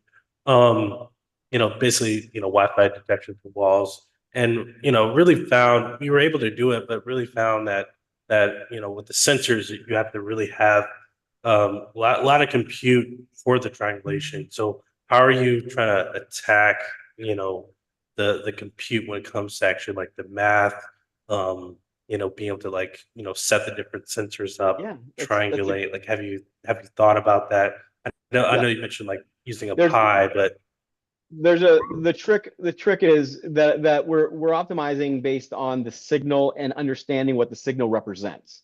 So think of it kind of like a baby taking its first steps. We're not specifically telling it what it needs to know. We're giving it a general framework of how it needs to know, and then giving it a signal that it needs to incrementally understand and then improve upon. Now, once I've done that once, I can use that as a core sort of initial starting point, and that is represented in the form of a vector, like a bit of information that sits in the graph. Now, on these devices, essentially, we've got this ability to have attention. So there's three parts that are happening on the device itself. It's storing the information into temporary or permanent storage. It's understanding what that information means in terms of relational and to other things around it, the things that aren't important versus the things that are. And that is happening constantly. Now, it's not doing that through a brute force mechanism or triangulation like a GPU might, right? Trying to solve every problem all at once. It's said, I've already solved this problem before, therefore I kind of know how to do that answer, and I don't need to spend any time thinking about solving that again. It's the same way that when you learn to play baseball or you learn to throw a ball, after a while, you just instinctively know how to catch that ball and how to throw it. You're not thinking about throwing the ball. You're just kind of throwing it and you're doing it. But when you're a child, you constantly, you have to think about, how do I actually throw a ball? When do I let go? That's the neural pathways building up. That's on this device. So, and let me take a step back. Let's not use this device for doing bad things. I don't want this for in bad uses. It can obviously be used for terrible things. I just want to make sure that everyone knows this should be used for saving lives, not taking lives, and that goes for anything that we build. Just FYI. But that's how it works. Thank you. Real quickly, I forgot to shout out Dury. So yeah, Dury too. By the way, she's amazing on her designs and everything. So yeah, Dury's she's got me, in terms of the idea of retro futurism, circa 1984, and Dury, I don't know if she's on the call or not, but actually, if you got a quick second to show some of the stuff, your mood board you showed me the other day, it's spectacular. Okay, hi guys. Yeah, this is actually my first call of Hackerspace, but I'm gonna share the case study. It's not done, and then I can share mood board if I can find it today. But this is the case study that you can see for Agentics. We haven't fully finished. There's many things that I need to add, but you can see general vibe. What we were going for is really bold, this community vibe. And I kind of guess the people who's in this community is computer nerds from 80s. So that was the inspiration behind that. So. All right. Yeah. So you want to share your screen, or you have it handy? Yeah, I do have it handy. I actually shared in the chat, but let me share my screen actually. Yeah. Well, I want to see the artist present her work. Mm-hmm. Yeah, it looks spectacular. So there is more things that I plan to add. This is very pinned down version because there's more. But yeah, the behind the scene on the mood board, when I presented to the team, there were much more things. So basically what we were trying to do is analog futuristic. What was that? Retrofuturistic. Yeah. I call it retrofuturistic. Yeah. Yeah, retrofuturistic. And also the logo is basically coming from Atari or like video game, Sega or that kind of elements.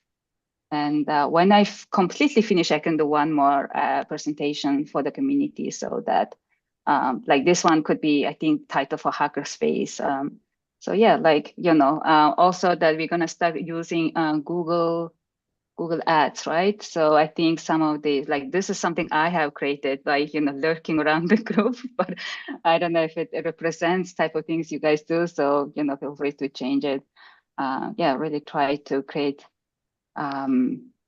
It's design that stands out, something different, and like tactile feeling, because nowadays every project you see, it's like purple gradient AI, like it's getting very easy to copy paste. So you really have to have certain bold vibe to stand out. And yeah. It's awesome. You really nailed the branding on this. I love it.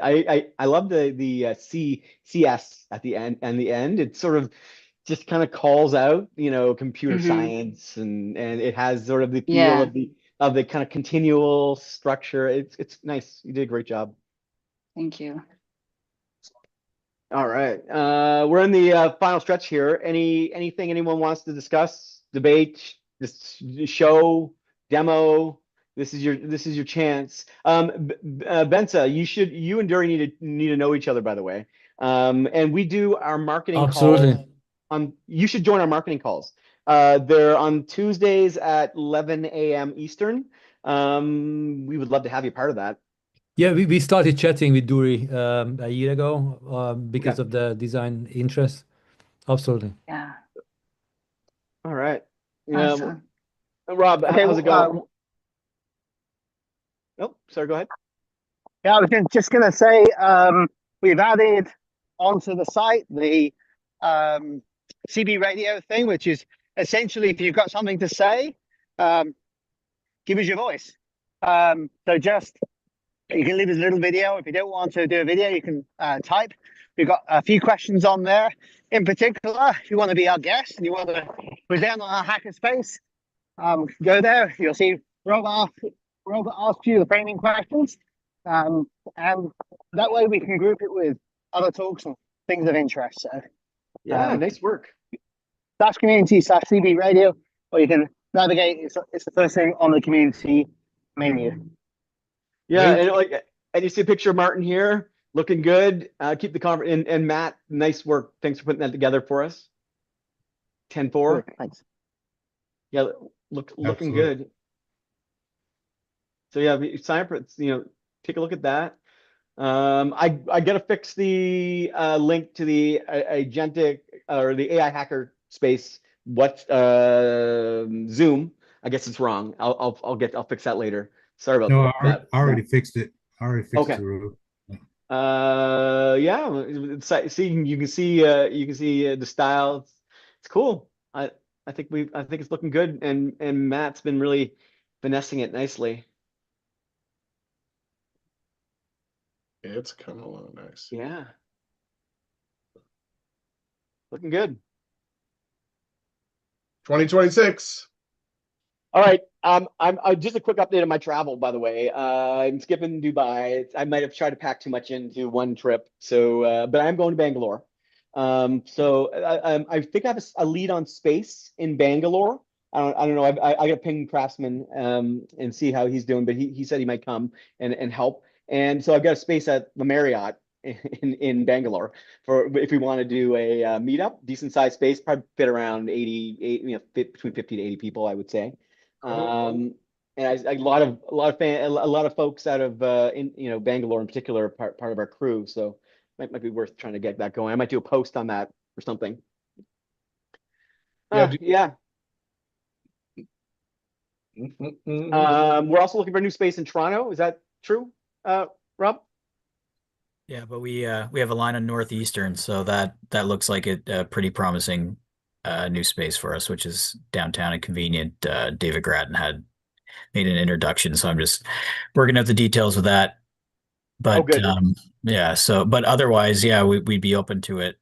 But other new events popping through, Raleigh, Charlotte, Chicago, Hamburg, Germany, Amsterdam, some stuff cooking in Australia, various parts Brisbane. So, new things are cooking. So anybody that's in those areas, just keep in mind those events are starting to come up. And if you are interested in running one, reach out to us. What's also interesting, just FYI, we have as far as I can tell, like one or possibly two people in Greenland, of all places, who are into what we're doing. And so they send me a message or whatever. I'm like, you should do a meetup. Like he says, it won't happen. There's only two of us, but but I kind of love that for all the wrong reasons right now. But it was another good moment. Um, just to know that and we actually got quite a crew in Iceland too, but a bigger place, I guess. Yeah, Jose, what's up? No, I just I didn't hear if you're gonna include a Brad's AISP directly on the root vector, and it's gonna be by default pick it up by Sorry, Cloud. what Brad's Yeah, Brad's. yeah. So what I need to do, Brad, we got a WASM. I'm probably going to use the WASM. So Brad, you need to publish that probably if you haven't already to crates, and then share the crate or npm, wherever you publish it, and then I'll integrate it. So as soon as it's integrated in root vector, it will be available in Cloudflow. Yeah, and I might use that for the bird brain thing that I created, 7 cents, and use that as the mechanism for the storage of the language for the birds. I figured that might be a good structure for it. Okay. Yeah, it's definitely an interesting concept. What else we got here? I guess we got John Messing. How's it going? I'm sure it's hot I hear in the Southwest. It's real nice weather. It's beautiful. It's 62 degrees out now. Oh. And it's our best time of the year. It's good. Yeah, good. it is not that. We just got in Toronto anyway, we got a ton of snow. So it's the opposite. But Well, I got to put on sunblock, but we all have to bear our burdens, Yeah. It's a tough life. In the sunny parts of the world. I hear there's like a heat wave or something. I was talking to someone from Los Angeles yesterday, and it's like, oh, it's 85 degrees right now. Like, okay, because we had the storm yesterday. So anyway, and we got I think we have someone from Halifax. We're doing a meetup for our friends in Nova Scotia. How's that coming along? We got a place, spot. Yeah, locked it in yesterday, right, Rob? So we were on a call yesterday and locked up a space with a tribe network. It's a tech hub for entrepreneurs, so it's a perfect space for what we're doing, and that should go. We're just finalizing the date, but it should be around a month from today. And for those who don't know, my parents live in Halifax, Nova Scotia. And so it's a small East Coast town that's, likes to hit above its weight, but it's a cool little place. So I'm excited to see that they're actually famous for their universities. There's several really nice universities there. So it's I think they're one of their biggest claims of fame. So there's an engineering school, specifically the Dalhousie Engineering School, which would probably be a nice fit for us. Yeah. Any other questions? Like I can tell you, we got lots of stuff to demo. I got a few minutes still. Hi. I see Igor, you got a question? Yeah, just a quick question, guys. Firstly, thanks a lot for the session. Really awesome stuff. As always, I was tuning in from my phone earlier on, so I missed some of the screen time. I just wanted to ask quickly, is there a link or a GitHub or website to Brad's work at all? Yeah, I think we might have lost Brad, but there is a link. We'll need to share it somewhere. I saw it on his screen when he was showing it, and I can find that published. link and send it. I'll Okay. send it. Yeah. Yeah. Thank you so much. Cheers. Thanks a lot, guys. It's cool stuff. All right, what else we got? Yeah, it's been an interesting week for getting this out for sure. If you guys want to wrap up, I don't know. There we go. We're a loss for words, which doesn't happen very often. There check out yesterday's Vibecast. I know I have a tendency to go into the more exotic areas of AI, but yesterday was the bird one was for the birds for sure. And oh, Alex, you got a comment? Go ahead. Well, I was just going to ask a question.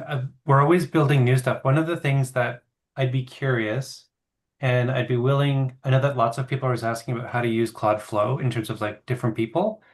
I know there's a management meeting on Monday. I don't know if other people, depending on your level of experience in terms of when you're getting into agentics, if we create a little sideboard for people who want to like vibe code as beginners, because there's a big gap in terms of like the community. So just putting that out there. And secondly, one of the things that I'm curious about, because I'm just spitting out so much code, is I'm launching 3 platforms: design.vari.ai, commerce.vari.ai, and the network for syndicating e-commerce data. And now I'm transitioning from building to maintaining, right? And I think there's a different skill set in terms of monitoring all of this junk that I'm throwing out onto the web and hoping it stays. So I'd be interested, if anybody wants to connect with me or we talk about it as a group later, it's like how do we maintain all this stuff now that it's all out there and spooling and oh my Well, goodness. one of the things that I included for exactly that scenario, because that's what pretty much everyone says, how do I launch the thing and maintain it after launch, is I created it's Cloudflow / deployment. So the / deployment package basically allows you to handle sort of all the elements relating to how you can build, test, and handle the sort of the continual integration. So it's like going between your dev environment to your production environment, or maybe you have an intermediary environment for like alphas and betas and things like that. That's what this does. And there's hooks, and you've got different bumping patterns, change logs that'll automatically handle your git commit structures. If you were doing builds, like if you're using a lot of Rust or whatever for more complex, or you're doing specific things for hardware, like you can use the build system within GitHub to build for like Windows versus Mac kind of thing. Channel strategies, and then you can benchmark it. That's the next thing you probably want to do, is like, is it performing better or worse than it did before? So you can include that as part of your process, and it'll tell you, how long things work and how long it takes to operate. And the last part, which is probably part of it as well, is the test-driven development. So you can put those tests directly into the process of going from dev to production, and have have the testing, as part of the flow itself that sits on that GitHub action or something. So you've got fixtures, you got memory, and it learns, right? It's learning every step of the way. When you're deploying, if something breaks, like, okay, we deployed the Docker and it broke, it's learned at that point that deploying Docker in that way, without that tag or without that thing or with that thing, isn't going to work. It's going to learn, and it's not going to do that again. So it's handling all those sorts of things. Any Ruth, mocks? does it have a opinionated stack? Because that's one of the other challenges is when you No, go it's to not. It's not production. opinion. It's not opinionated. It's not Okay. opinionated at all. It's the inverse of opinionated. It's deterministic. It's using domain and a domain-based structure that says, am I within my operating boundaries? And then those bounded processes are defined within ADRs that allow it to say, and then monitored for drift. So it's the opposite of opinionated. It's anti-opinion. It doesn't have an opinion. Yeah. The other challenge is figuring out, do you go to Vercel? Do you go to flyout.o? Do you go to Jed's Rackspace? I'm just You using know, Google. I'm just using okay. Google. It's cheap. Fly, it's an abstraction on top of like AWS and a few other services. I don't know what they're on these days, but they're basically abstractions of other people's services, and you're paying a premium generally for those abstractions. If you want cheap, the benefit to Google right now is they've got that startup program. It gives you like $100,000 worth of credits for basically anyone, as long as you include AI in the name. You're pretty much getting the credits. So it takes a long time to blast through $100,000 on Google. Like I don't think anyone's doing that unless they're really cranking up these GPUs. So yeah, Google is probably the best if you're looking at cheap access, and half their tools are free for the first X amount of time, and they give you $300 just for signing up. Right there, you're off the race. Just create new accounts if you don't want to pay more than $300. Yeah, it's 300. It's three. I've done it for 6 projects that I made over Christmas. So it's 3 months and $300. And as a reminder, when you're using Claude and the Google Cloud CLI, is you can get it to specify the compute. So instead of it just creating something crazy, as you guys are spinning up your projects through the CLI with Claude, you will know that this project will cost you $10 to spin up an MVP on Cloud Run. Yeah. Martin, how's it going? Good. Yeah. Quick. Yep. So you mentioned like we focus actually on bias being a good thing. When we do our agentic bias and working and helping with development and what you need, there's biases per preference and stuff. You'd mentioned that, in the world of bias and sort of being opinionated, it's not something that's there. Have you considered using bias as a part of helping Yeah, of and course. engaging Yes, and, yes. and doing that as a part of your project? Or Yeah, of course. how do you So maintain bias? Or how do you maintain I'm not measuring bias. I'm measuring the integrity of the system.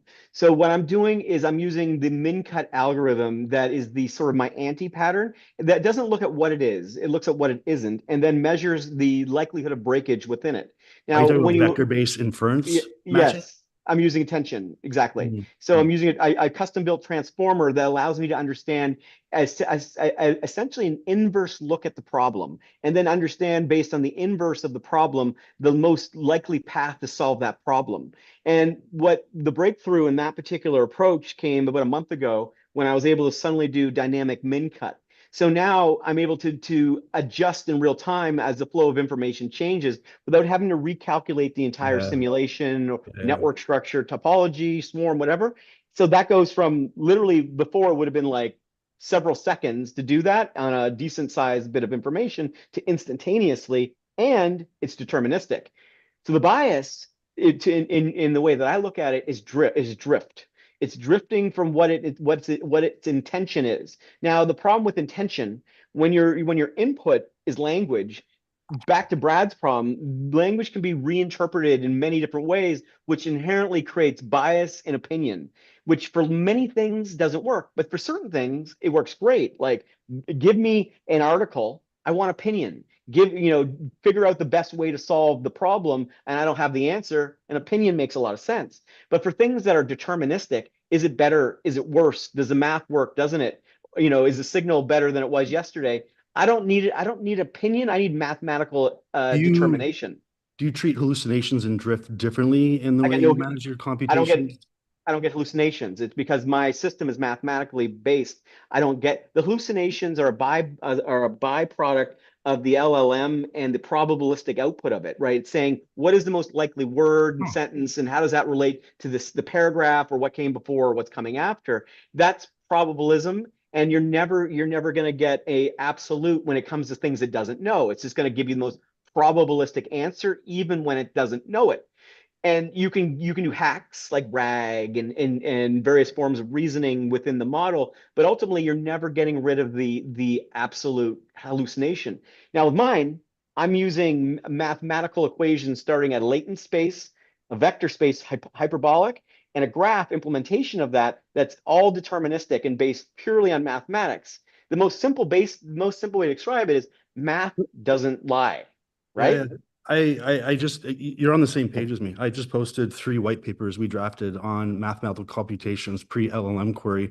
And the way we do it for hallucinations that we separate data from agentic cognitive thought and reasoning, and the actual data isn't a part of our thought process. So we don't get hallucinations or drift because we maintain continuity within the agentic space where we manage the relationship. And then the other data is just inferred pattern matching off of ingestion and vector-based inference off of 14 dimensions we use on each object to make the relationships and all the metacognitive stuff relevant, but we don't know the data. So I have fun ball, whatever, but I don't know. It's a sport game. I just pull inferred tag matching and then build up knowledge as I need it off of the information that's there, which I'm prevents avoiding all hallucination issues. I'm avoiding inference wherever possible, and my preference is Mathematical inference, isn't that what you're doing though with your computation? no, I'm not inferring anything. I'm using computational loops and getting really tightly bounded decisions, reasoning decisions, but it's not an inference. And Oh then yeah. So I'm taking those bounded high speed loops, milliseconds, microseconds, yeah,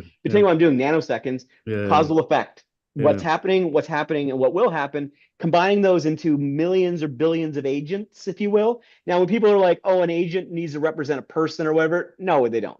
I'm representing them based on sort of mathematical formula and then giving them the ability to understand The relationally agents what's are running the math computations, you said? in real time. And they're inventing their own forms of math to Do you solve have whatever overhead? problem. So No, do you have agent overhead on your math computations? Is it no, that I'm requires resources? using Rust. I'm using Rust. I'm doing it on a tick. Check out RuVector.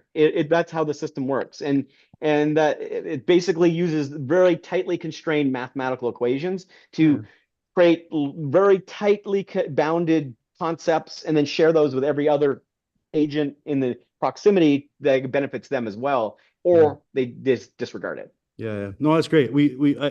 I do all that without agents because I saw the agent overhead as being something that the math no didn't overhead. need. There's no overhead. Went The straight kernel agent, math. well, I guess it depends how you describe an agent. Like if you're using some like Python LangChain bullshit, yes, there's overhead. But an agent isn't a framework. An agent is a recursive process, right? That recursive process yeah. doesn't need like some orchestration layer. What it needs is a tightly bound structure that it can follow and understand and then relay to something else. Yeah. Or just repeat upon itself until it's solved the Yeah. problem. Yeah, no, that's cool. Yeah, that's awesome. No, I'd love to chat you some more about it because I think it'd be a good conversation. Yeah. Yeah. So, what you're Yeah. describing is exactly the right You know what? approach. I think we have an event, one of your events we're running next Friday in Vancouver. I'm gonna take Emily out. We're gonna go and throw and show it, put it all together. And I think there's a whole bunch of people signed up. So yeah, I'm gonna if you're around in Vancouver, come on out. I'll give you a full demo. I give you guys the link to it too in the channel. And I gave you the 3 white papers I drafted for the computations as a part of the way we deliver Emily's cognitive thought and reasoning. So Nice. My wife's from Vancouver originally, and Sunset, I don't know, North Van. So, Yeah. Great spot. It's 13 degrees here today, guys. Cheers. Nice. It's minus 13 here. I know. Jose, what are you saying, Jose?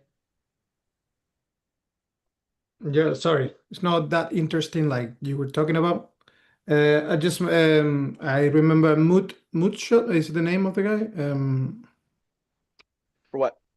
Moodwhip was saying yesterday he had problem with anti-gravity. I think he's using anti-gravity and I'm using anti-gravity. And Moodwhip.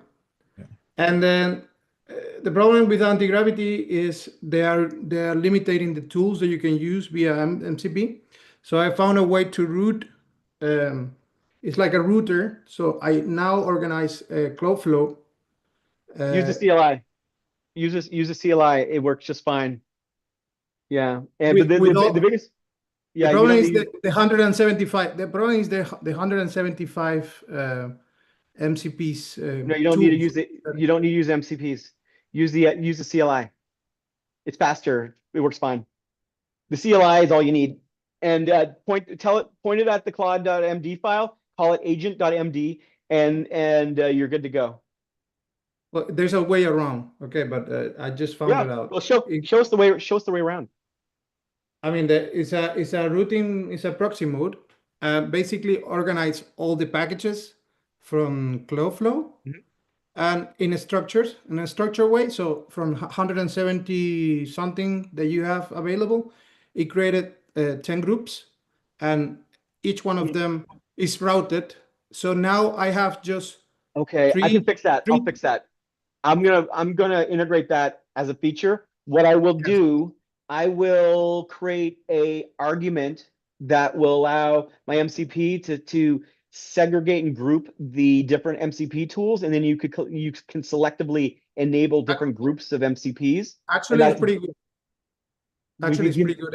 It's working very good because now I can use more MCPs in all the. I mean, Cursor is not allowing me Anti-gravity was not allowing me to connect all of them. So basically what I did was find a way around. So now I have just 10 groups for Cloudflow, and I have 10 tools. And Okay. now I have an indexer, and it's routing me everything. So now I can work with 170 something just with 10 tools. And now I can add more different That's MCPs, smart. and it's working fine. That's smart. Yeah, it's smart. Okay, I'm gonna fix that though.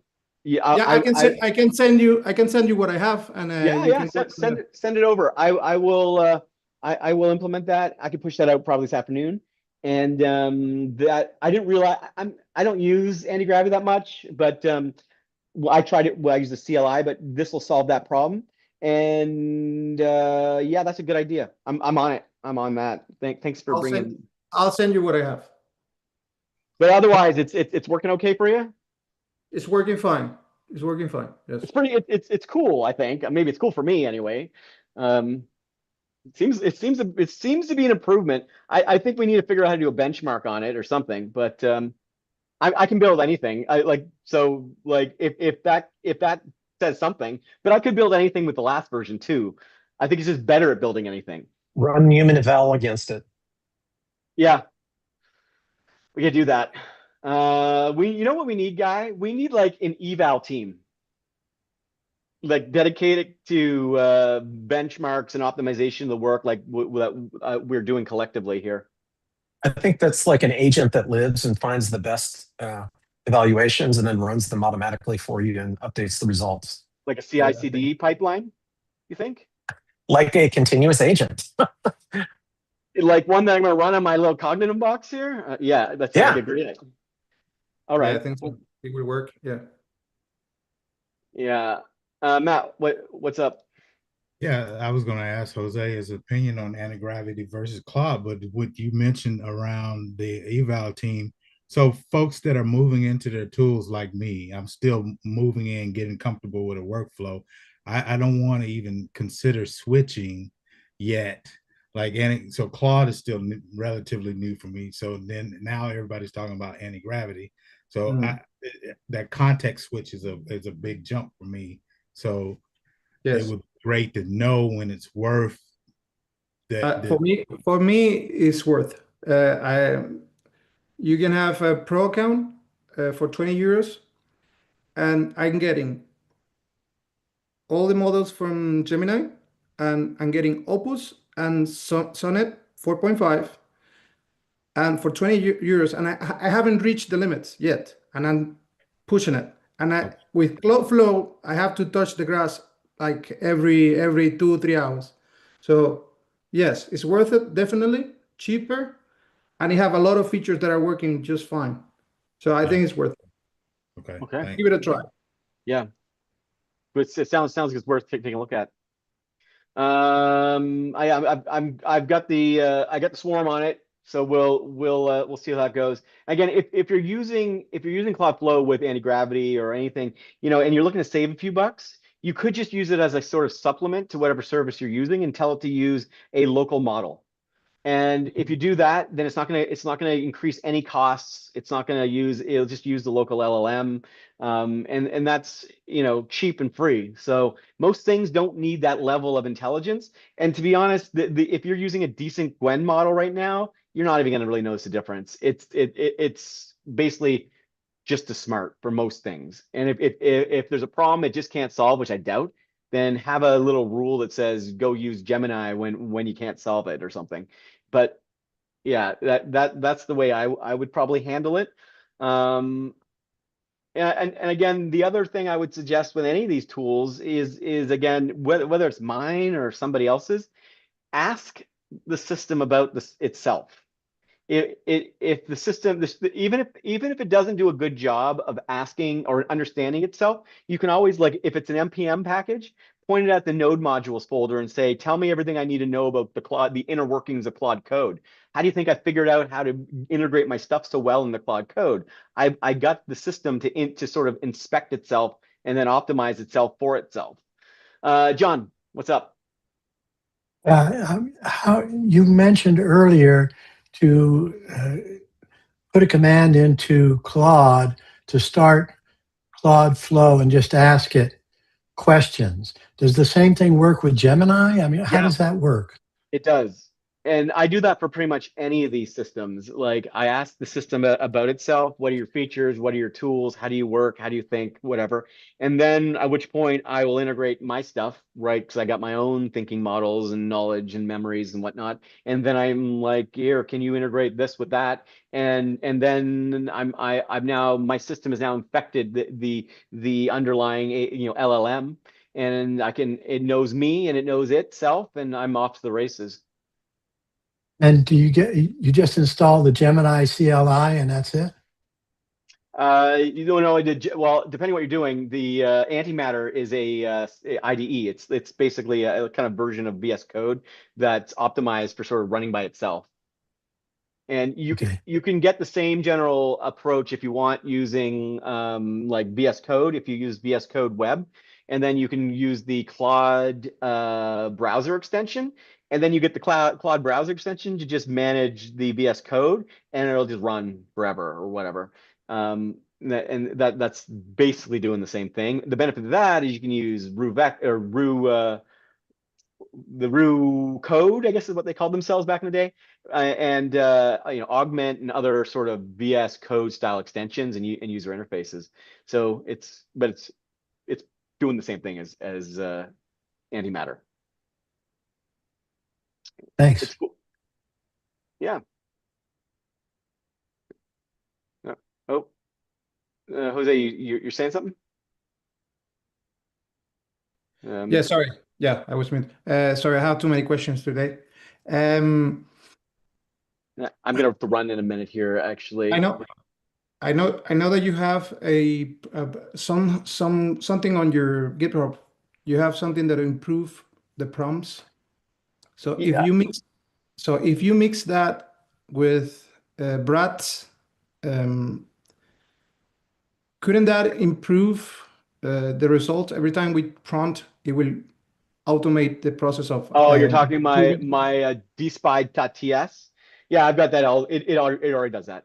That just at this point that's a feature that just kind of auto works. It's optimizing itself for that. Okay. The prompt, yeah. You can use it explicitly if you want to create a prompt, but generally speaking, it's just figuring that out by itself. Okay. A quick question, Ruth. Yeah. I posted in the channel some what I think are the best small reasoning coding models, and I want to be able to tell Cloudflow, hey, here's the alternate reasoning model, here's the alternate coding model, and sometimes I might want to say, hey, I want you to run all night, but I want you to use those. Is there an easy way to do that? Yeah, and you don't need anything quite so hefty as a 7 billion parameter model. Maybe as a core, if you're looking to replace Claude, maybe. But most of the models that I'm using are much smaller. And depending on what I'm looking to do, there's a TRM model from Samsung, and that thing's like 10 megabytes or something, and that provides the capabilities of much larger models, but specifically geared towards certain reasoning tasks and other language tasks. And then I just assemble those up in a kind of collection of different models, a mixture of experts. I think of it more like a constellation of experts. They're being trained, they're learning, they're upgrading themselves, and then I've got the tiny dancer that basically determines which of the models it should use based on the task. How do I drive it to do that if I pick certain models and I'm running them locally? You would probably point it at npx root vector and tell it to use tiny dancer. Yeah, and that will handle that element. And you're probably using Ruve LLM as the LLM and the micro LoRa capabilities to basically fine tune the model. The other thing that I'm doing, I'm not just fine tuning each minor little language model. I'm also fine tuning the embedding model. So I don't know why no one's thought. I looked around. Fine-tuning embedding models isn't a thing apparently, but it works really well. So you can fine-tune the mechanism it uses to sort of go from language to vector and optimize it specifically for your application. So it's even more efficient at what it needs to do in terms of location. You make sure you use the hyperbolic structure for it. Euclidean has too much distortion, but you're going to see the recall becomes much better. And in that scenario, you don't need a language model at all. All you need is a sentence transformer and the vector. backend, and the sentence transformer acts as the speech or the syntax, and the vector acts as the brain, if you will. No LLM required. And the benefit to that approach, it'll run freaking in your browser. Thanks. That's it. I think I gotta jump, guys. I got another call, and it's Friday. I love doing this. You guys are awesome. And Robson, thanks for showing up today and all you're doing in Vancouver. I know I gave you a little hard time on the open source stuff. I'm an opinionated guy. But I really, released some stuff. You can go look at it, but when you reverse engineer and hack it, I would have already made my money, and you can have the whole thing. I don't would care. never. But I don't hack my friends. All right, no worries. I've got do your back. it. I I've got your challenge back. you. I've got your back. I would never do that. All right. Okay. Thanks.